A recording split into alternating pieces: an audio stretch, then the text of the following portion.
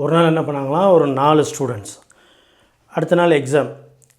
ராத்திரி எக்ஸாமுக்கு படிக்காமல் ஜாலியாக போய் பார்ட்டிக்கு போய் ஜாலியாக பார்ட்டியில் அட்டன் பண்ணிட்டு எல்லாம் ஃபுல்லாக ஊரை சுற்றிட்டு நெக்ஸ்ட் டே நேராக பிரின்ஸிபால்கிட்ட போய் பிரின்ஸிபால் நாங்கள் நேற்று நைட்டெல்லாம் ஒரு கல்யாணத்துக்கு போயிருந்தோம். போயிட்டு திருப்பி வரப்போ எங்கள் கார் பஞ்சர் ஆயிடுச்சு. ஸோ நாங்கள் எல்லாம் தள்ளிகிட்டே வந்தோம். அதில் எங்கள் சட்டையெல்லாம் இந்த மாதிரி க்ரீஸ் ஆயிடுச்சு, எங்களால் படிக்க முடியல அப்படின்னு சொல்லிட்டு அந்த சட்டையெல்லாம் சும்மா க்ரீஸ் எடுத்து அவங்க சட்டை மேலெல்லாம் அப்ளை பண்ணிட்டு வந்து அவங்க பிரின்ஸிபால்கிட்ட சொன்னாங்களாம்.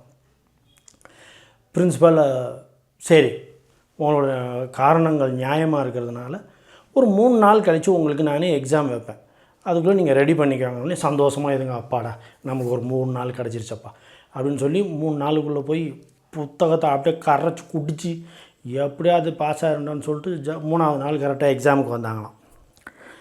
பிரின்ஸிபால் கூப்பிட்டு அந்த 4 பேரையும் வேறு ரூமில் உட்கார வச்சுட்டாரன், தனித்தனியாக உட்கார வச்சுட்டு 4 பேரையும் சொன்னாராம், உங்களுக்கு 2 கொஷின் தான்.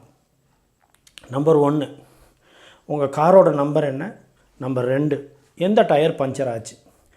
இதை நீங்கள் 4 பேரும் எழுதணும். இவ்வளோதான், கொஷின் 2 தான். இதை நீங்கள் எழுதிட்டீங்கன்னா நீங்கள் பாஸ் மார்க் அப்படின்ட்டாரோம். இவங்களுக்கெல்லாம் பயங்கர தூக்கி வாரி போடுச்சுனா, நம்ம எவ்வளோ புக்கை கரைச்சி குடிச்சு நம்ம பெரிய எக்ஸாம் வைக்க போகிறாருன்னு நினச்சா கடைசியில் இப்படி ஒரு கேள்வியை கேட்டாரே அப்படின்ட்டு.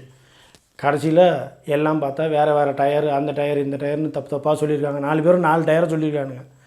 அந்த 4 பேருமே தப்பான பதில் தான் எழுதுவாங்கன்னு பிரின்ஸிபாலுக்கு ஃபஸ்ட்டே தெரியும். ஸோ அந்த 4 பேரும் பிரின்ஸிபால் ரூம் கூப்பிட்டு சொன்னாராம், எல்லா நேரத்துலையும் எல்லாரையும் ஏமாற்ற முடியாது, ஸோ நேர்மையாக இருந்து பழகிக்கோங்க அப்படின்னாராம். So moral of the story, be honest, be நேர்மை,